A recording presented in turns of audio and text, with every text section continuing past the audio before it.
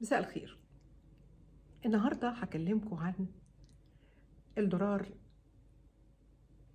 المجمد وإيه اللي حصل لي منه، ومشكلة حصلت لي أنا وواحدة صاحبتي، وكنت لازم أقول لكم عليها وأنصحكم إنكم ما يحصلكوش اللي حصل لنا.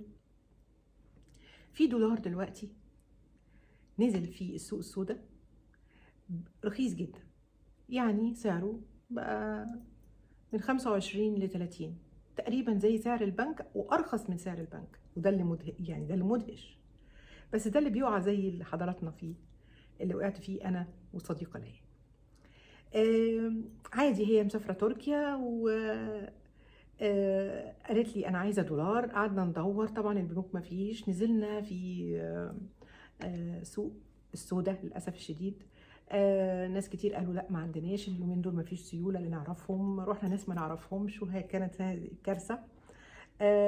وادونا دولارات، راحت تركيا قالوا لها الدولارات دي مجمده ولا تصلح للتغيير او الشراء او حتى انك ترجعيها، انت خلاص خسرتي فلوسك. وكانت الكارثه طبعا انها حولت، انها طبعا عايزه تحول اكبر قدر، وفرحت جدا بالسعر، وكانت مندهشه جدا ان السعر نزل، وفاكره عايزه تلحق قبل ما يعلى تاني السعر، لان الدولار شكله مش مزور نهائي، والسيريال نمبر بتاعه كل حاجه دولار، ولا في خدش ولا في قلم، ولا يعني دولار نضيف 100%، محدش يقدر ابدا يتخم فيه. طبعا حاله من الدهشه وطبعا كارثه. والرحله يعني بتروح عليها، لان طبعا اللي هناك معروفه تركيا فسح وشوبينج، عايزه صرف فلوس، فطبعا الفلوس يعني قلت عندها، فطبعا خسرت رحلتها. مش عايزه كل واحد فينا يتسرع في تحويل الدولار من السوق السوداء اليومين دول، الا ان كان انسان عارفه بيعمل عنده دايما صرافه معتمده، عارفها كويس قوي، ودايما بيحول عندها، او من البنك، عشان ما نتغرش بان الدولار سعره نازل قوي قوي كده، يبقى فيه كارثه وراه. ما ينفعش ابدا واحد بيبيعه بحاجه و50 والتاني بيبيعه ب25 ونقبل ونفرح ان احنا خدنا دولار. اكلمكم عن ايه هو الدولار المجمد ده على فكري بسيط او معلوماتي البسيطه، ان هو دولار نازل من البنك الفيدرالي الامريكي، يعني ما فيهوش، وليه سيريال نمبر وكل حاجه، بس امريكا جمدته عشان الحروب وعشان غسيل يعني هي اموال حبت ان هي يعني دي الدولارات دي مش خلاص، دي كانها مش موجوده، وطبعا بيسموها الدولار الابيض.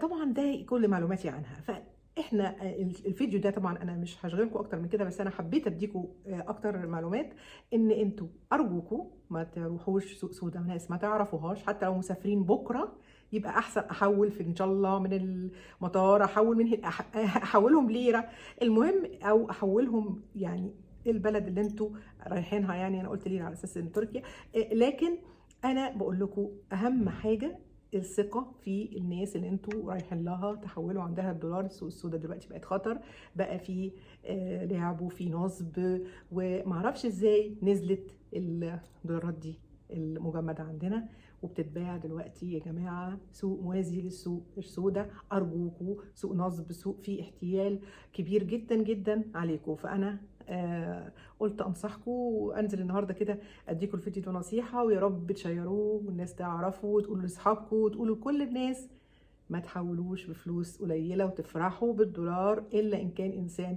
تثقوا فيه او من البنك. وشكرا والسلام عليكم.